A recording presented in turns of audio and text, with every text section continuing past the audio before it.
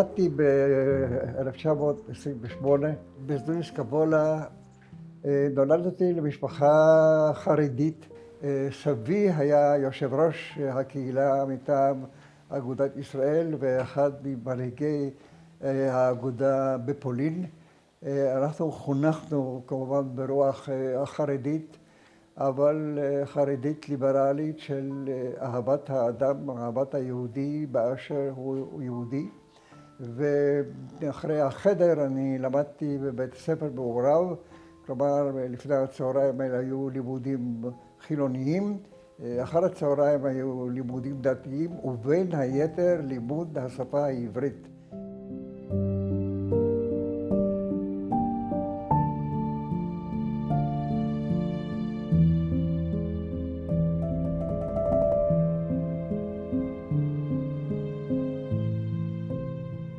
הילדות שעברת אותה הייתה ילדות של חום גדול עם בית, דירה שתפסה קומה שלמה בעיר שלנו, בכיכר העיר.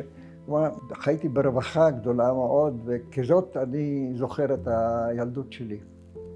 ואז בגיל 12, לפני הבר מצווה שלי, פרצה מלחמת העולם השנייה, ואיתה השואה.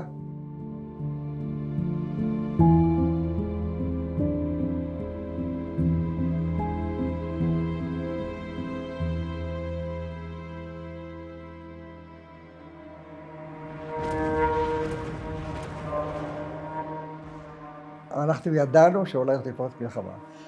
ימים ולילות עברו מול הבית שלנו בכיכר כל היחידות הצבאיות של תותחים ופרשים ברגלים יום ולילה, ואנחנו הרגשנו את הפצצות האלה בשבת שנפלו ליד הבית שלנו, ואנחנו ירדנו למרתף. ביום ראשון בבוקר כבר לא היו לנו, לא רכב 4 גלגלים, ולא סוסים, ולא מרכבות, לא שום דבר, הכל היה תפוס בין על ידי האזרחים ובין על ידי הצבא. והתחלנו את מסע הרגלי שלנו של 40 קילומטר בדרך ללודג', כל אחד עם התרמיל שהיה מוכן לו והכל. אנחנו נשארנו בלודג' 10 ימים, ולאחר שהדברים ככה נרגעו וכבר לא היו ההפצצות והגרמנים בעצם כבר כבשו גם את לודג', אנחנו התחלנו לחזור הביתה, וזו הייתה ההתחלה של המלחמה.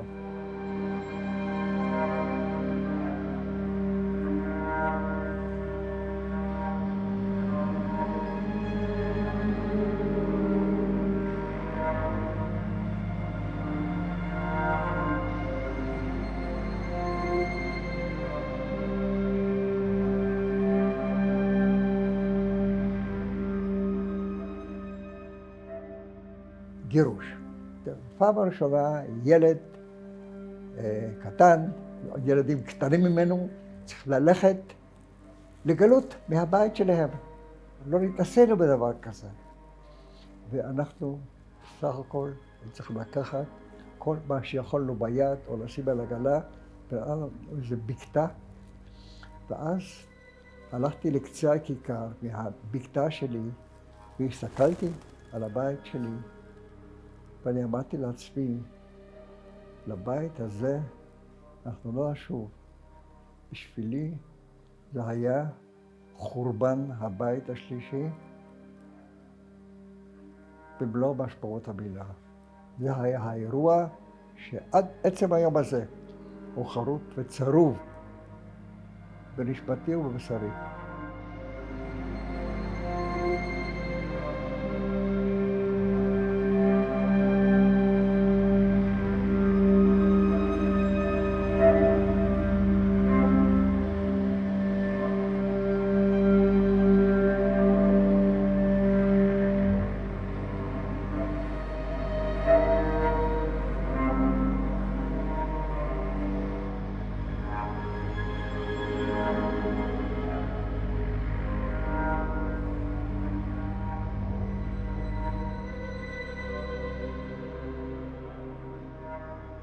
אמא שלי הייתה אחות ראשית של בית החולים בגטו, שהוא נוהל על ידי דוקטור למברג, יושב ראש הגטו, והיו שם עוד רופאים, וזה היה בית חולים עד לחיסול הגטו. את חיסול הגטו, אני זוכר שאמי הייתה, אם היא לא הייתה איתנו, אנחנו כבר גורשנו כולנו לאתר של בית העלמין, ושם כמובן הפרידו בינינו.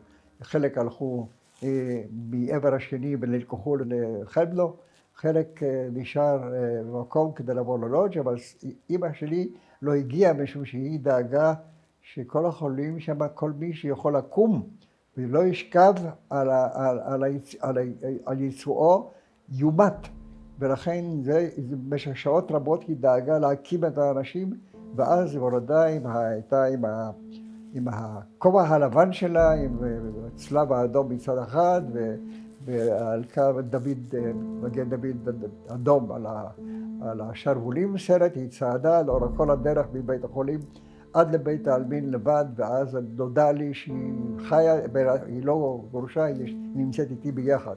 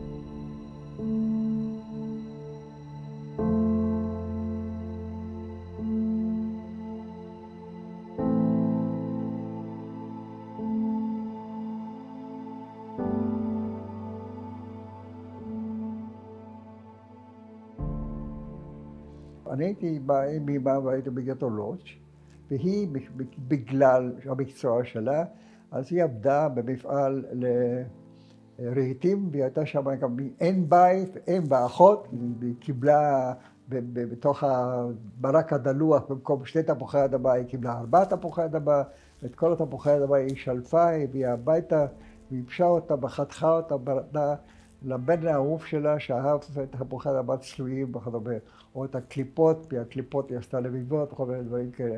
על כל פנים, בשביל אמא שלי, כל עניין של גטו לודג' היה לשמור על הבן שלה, גם כשהיו האקציות. היא דאגה שמאחורי הארון יהיה איזה נישה, היא הכפיעה אותי עד שנגמר המצוד, ואז היא הוציאה אותי.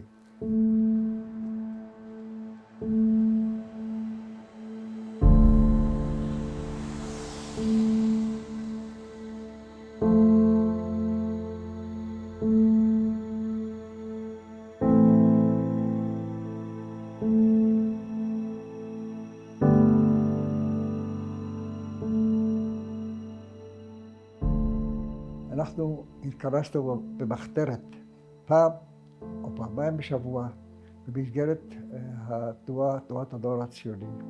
ושם אנחנו שמענו מפי מדריכים על הכל, על מה שהולך בארץ בארץ ישראל ועל העולם ועל מה שקורה במלחמה. ואנחנו שרנו שיהיה ארץ ישראל, נאום הארץ, ארץ תפארת, ולמדנו על הארץ, ואנחנו הרגשנו שאנחנו מרחבים באיזשהו מקום שלא שייך בכלל לך.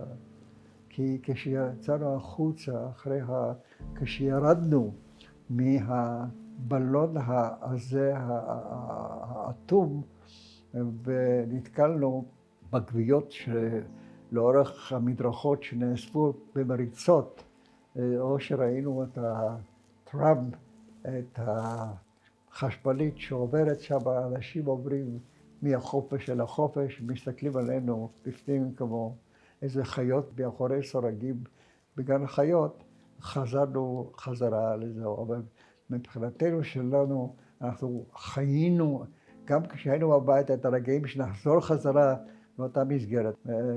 ובפועל, למעשה, ב-44, באביב, אנחנו שמענו את רעמי התותחים הרוסיים.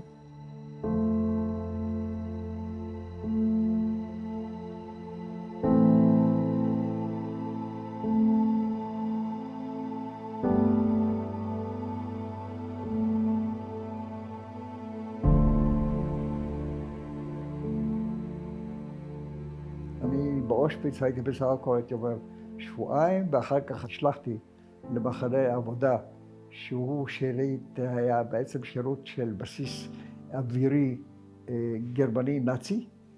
היו שם בצד עובדים מומחים שעבדו כמו מכונאים, לא אסירים כמונו, והם טיפלו במטוסים והכל.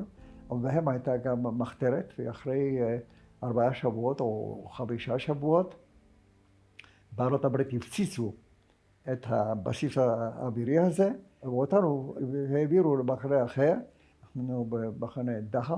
המחנה דכאו מבחינתי היה מחנה מעבר של בסך הכל שבועיים, שבו לא עשינו שום דבר, ואנחנו רבצנו על היצואים שלנו, בקושי יצאנו החוצה, ואז אנחנו עברנו למחנה, אני עברתי למחנה רידלאו, שזה היה המחנה שבו הייתי הכי הרבה זמן. ביום אני לא עבדתי, התחלתי לעבוד בערב, בלילה, לאסוף גוויות שקפאו, כבר היה חורף, ולעלות אותם במריצות ולהוציא אותם החוצה, ואז הועברתי לעבודה ביער, אנחנו היינו, המחנה רידלאו היה יד יער, כדי לחפור שוחות לצבא הגרמני. היו מדופנות בקורות עצים, ואנחנו שכבנו את קטעי הקורות האלה, שהיו במשקל להערכתי יותר מאשר המשקל של גופי, והמקרה היה פעם, זה היה ערב, או שערב, או שהלילה ירד כבר שם, והיה גשם ושלג נוראי, ואני חשתי שהכל עובר דרך המעיל שלנו היה שק של מלט, מתחת לזה הפיג'מה, וזה היה הגבול, וזה הכל נכנס פנימה, ואני בשלב מסוים התפוצצתי, אני חושב שעוד התעלפתי, ומצאתי את עצמי בצריף של איש מספר גרמני, לא אס-אס, איש מבוגר, שהערכתי אותו בגיל של סבא שלי, בן 60 או משהו כזה, והוא התחיל לטפל בי, להוריד את השק המלט וייבש אותו, ואחר כך הוציא אותו לנעליים שלי ואת כל הסמרטוטים שעפו אותם, הוא ייבש את זה ליד אח שהיה שם, וכל החדר מהרטיבות הפך לאיזה מין ערפל ענק, ולאחר שאלה יבשו התחלתי ללבוש אותם, והוא אז מדי פעם הוציא את הראש של החלון, ואז אני קיבלתי ממנו פרוסת לחם עם איזה ממברח פעל לזה, ואני זוכר את זה עד היום הזה, שאני אכלתי כל פרוסה פיצקלה קטן כדי שזה יימשך הרבה זמן ככל האפשר, כי שלא יכולתי להוציא. ואחרי שגמרתי את פרוסת הלחם והייתי מיובש, אז אני יצאתי, אמרתי לו דנקה פיל או דנקה שיין, תודה לך. אני זוכר שאותו לילה, כשחזרתי לעבודה, האנשים שעבדו איתי ביחד דאגו לעשות את העבודה שלי כדי שאני לא אעבוד יותר, ומבחינתי שלי הוא היה באמת אחד מהאנשים נאצים שהיו בני אדם.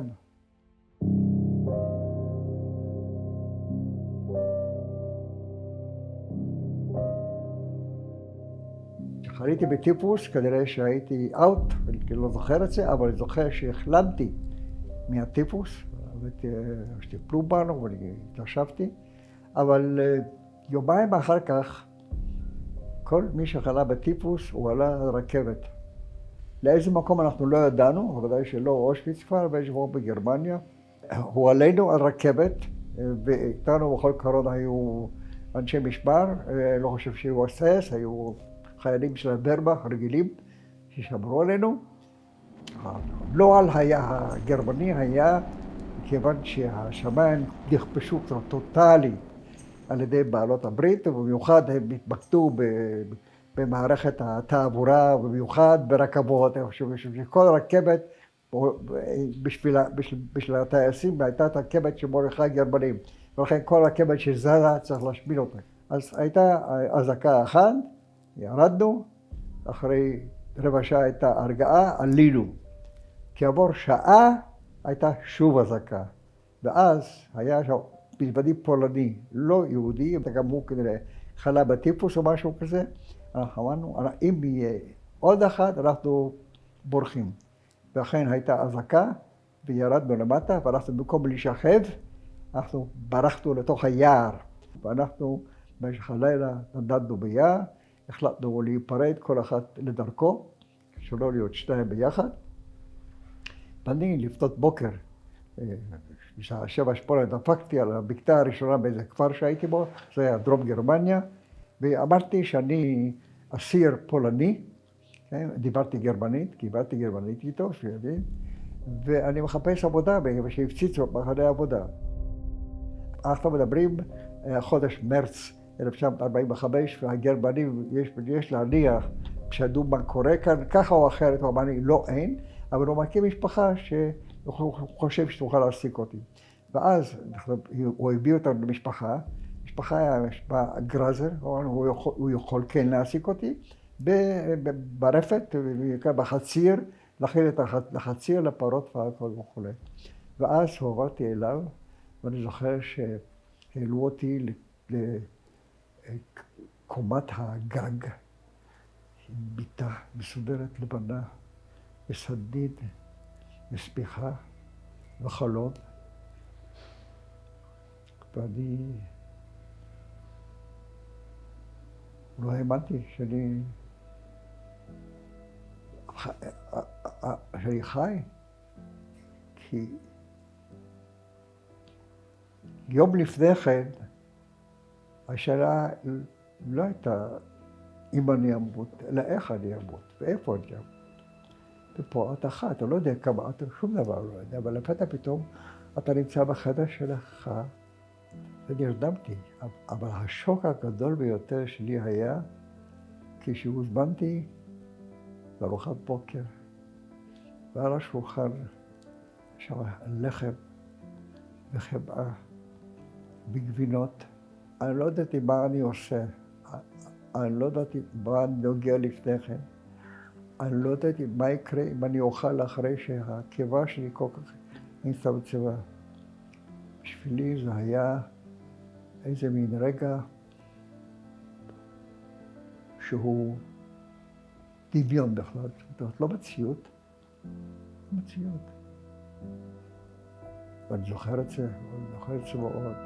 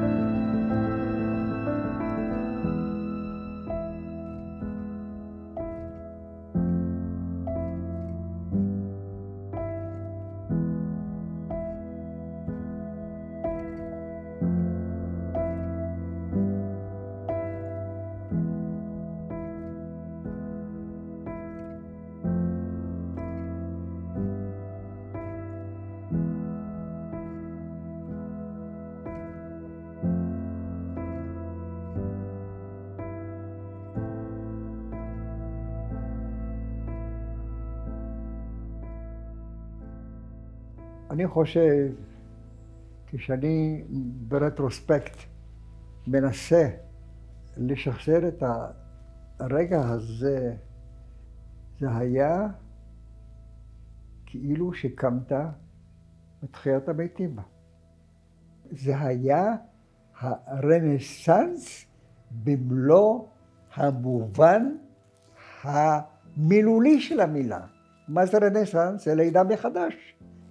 אצלי זה גם היה מודע, משום שאני ידעתי שאם אני בא לארץ ישראל, אני חייב איכשהו לסגור את הכספת, לנעול אותה ולהשליך את המפתח לים, כדי שאני אוכל להיקלט במדינת ישראל, מבלי שאותו המסע הכבד של הטראומות, שמה שחוויתי, יאפיל או יפגע בכושר שלי להיקלט ולחיות חיים אחרים, כפי שהייתי רגיל להם 5 שנים בתקופה הקריטית ביותר של חיי האדם.